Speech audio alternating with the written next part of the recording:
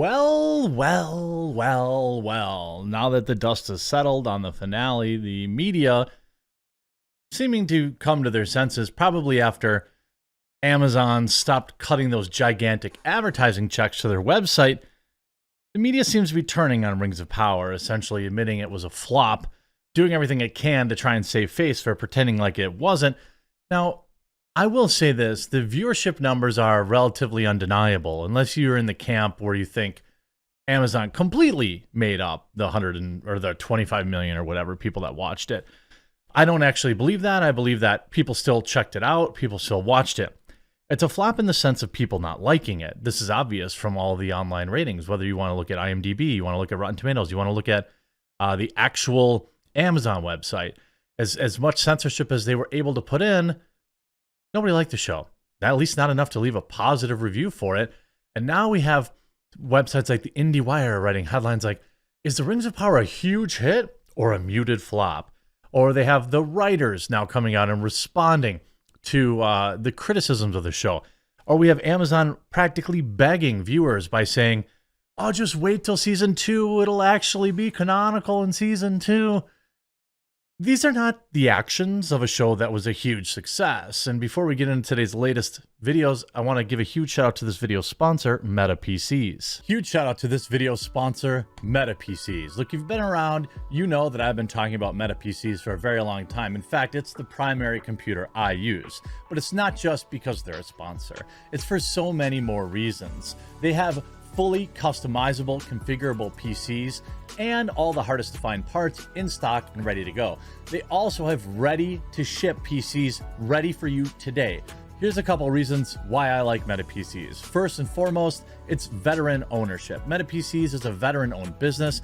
One of Meta's owners has served both in Afghanistan and Iraq and received a Purple Heart for his service. Meta also employs military veterans in Meta's Operations Center and also provides systems to veterans going back to school to help them re-enter the workforce all across the United States. They offer financing. It has 100% US-based sales and support. And when you receive your PC, it's ready to go right out of the box. You don't have to get complicated and set things up. You just plug it all in and you're ready to rock. And on top of that, Meta PCs is offering you, my viewer, a huge discount when you use the link in the description or you use promo code TheQuartering. If you use my code at checkout, not only do you save money, but you support my content and a company that will not bow to cancel culture. So maybe you're not ready to pick up a new computer today, but when you are, remember to go to metapcs.com and use promo code TheQuartering to support me and to save money. And everybody wins. Now we got some new updated Nielsen data as we look at season 2 being perhaps more than a year away, saying that the Rings of Power appears to be struggling to connect with younger viewers, which is odd to me, given I remember watching the Lord of the Rings trilogy in the theater. I think I was like 16, something 15 or 16 when that was coming out. Loving it. Modern day, I mean, if we look at just the way YouTube views are, right? YouTube admitting that essentially cannot compete with TikTok. It's like people keep saying to me, Jeremy, why do you keep making shorts? Well, it's because it's the only way that I can find any like new viewership. It's insane to me how difficult it is to grind away on YouTube nowadays. I can't imagine what it'd be like for somebody just starting out. That's why, by the way, if you're not subscribed, please do click that subscribe button down below and leave a like or a rumble or wherever you're watching it. We'll greatly appreciate that. But it's in a world where people's attention spans are shorter than they've ever been. I suppose I'm not surprised whatsoever that a show that moved as slow as molasses was not on the uptake with the young audience. Expectations for the series were high for the series, which concluded its first season last Friday, given a hefty reported price tag of $465 million to make the first season. While the limited viewership numbers we've seen have been decent, the series could still have struggled to connect. It still struggled to connect with an important demographic. 71% of the show's audience is 35 years or older. In the US, that is, according to Nielsen's latest streaming data from Thursday, which measured the show's fourth episode. By comparison, 68% of the audience for HBO's fantasy series is in the 18 to 49 range. It's almost mirrored. Like, it's almost completely opposite. Insider reached out to Amazon representatives for comments on the Nielsen demographics data, whether this is reflective of a global trend or whether they could offer any audience data of their own, but they did not receive a response. Well, of course, Amazon's never going to share. You knew they were going to share whatever number they wanted for that opener, but they were never going to share. They're never going to share actual data. And we also know that, according to the latest data, Rings of Power viewership is on the decline, and we're only seeing through episode 4. Now, I don't know why it's so delayed, but when we look like who's watching the Rings of Power, new numbers shed light on the audiences for both.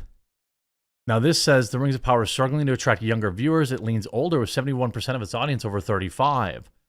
Nielsen shows that both shows have more male viewers, which it says runs counter to the vast majority of streaming content. Notably, large swaths are watching both shows. 34% of Rings of Power audience also watches House of Dragon. But that doesn't really surprise me. I would assume it'd actually be bigger. As far as how much viewership each show is racking up, they're close.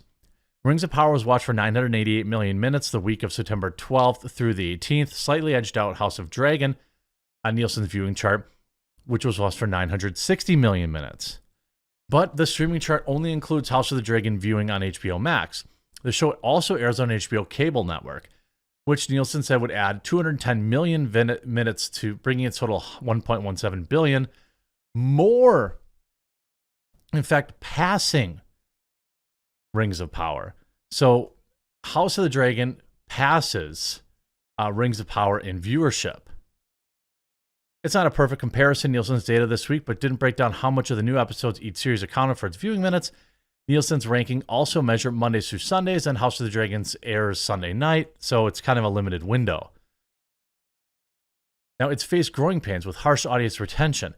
It has a 38% Rotten Tomatoes score. Some of that is due to racist fans leaving negative reviews on sites like Rotten Tomatoes and Metacritic, but it's impossible to know how vast those kind of responses are.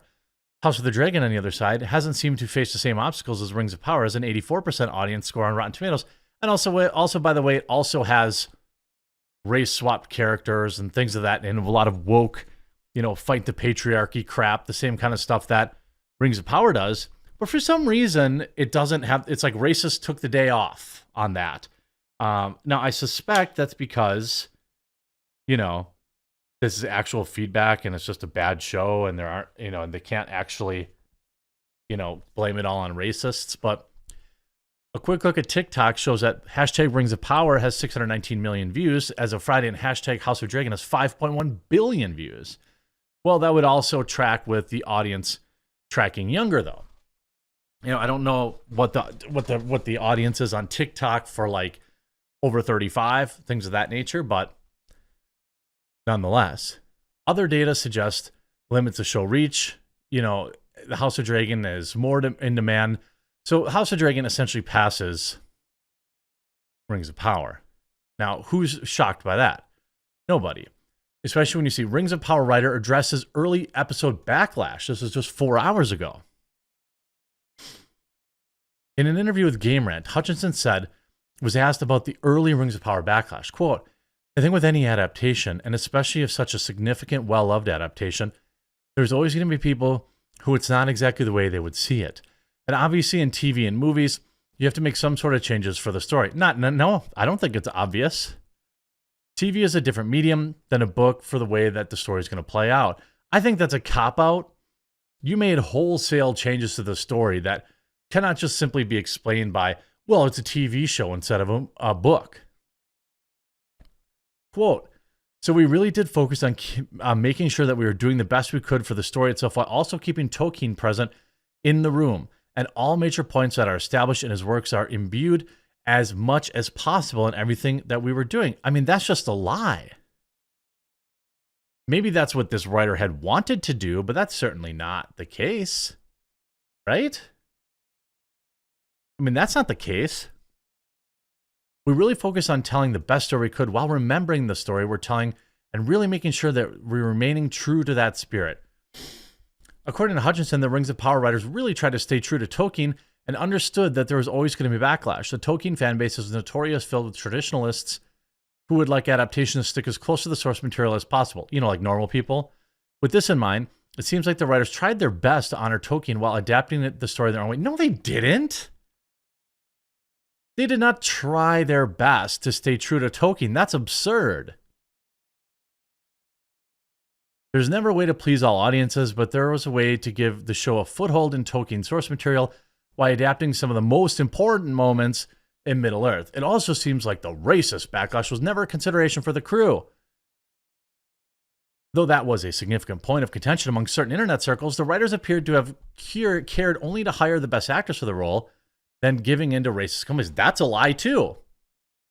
Amazon told us that diversity and inclusion and having a diverse staff made the diverse cast made the show better intrinsically.